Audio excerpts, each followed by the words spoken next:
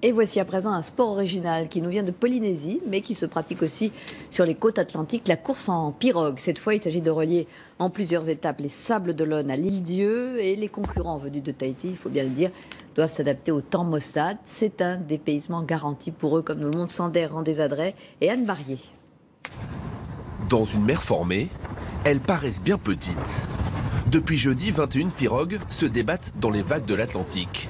Et pour éviter au maximum la tempête, le départ de cette 6e Vendée-Va a même été avancé de plusieurs heures. C'est vrai qu'avec les conditions météo, donc les organisateurs nous ont proposé de partir vraiment tôt, parce qu'après, ça s'annonce un peu plus difficile.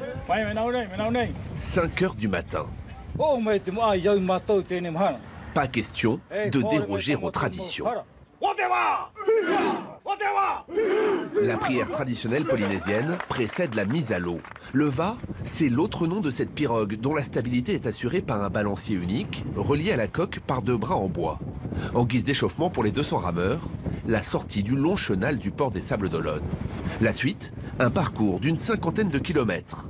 Direction l'Île-Dieu, et pour les 2 équipages tahitiens venus pour l'occasion, une légère appréhension.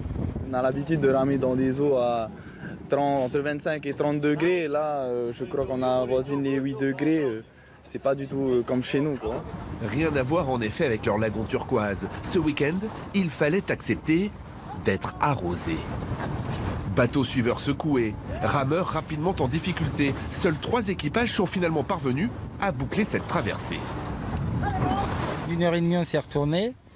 On n'avait plus notre bateau accompagnateur, ils étaient tous malades à bord. Et puis finalement, tout le monde a dû rentrer. Si le soleil devrait bien réapparaître pour le parcours retour, les Sables d'Olonne restent loin, vraiment très loin de Tahiti.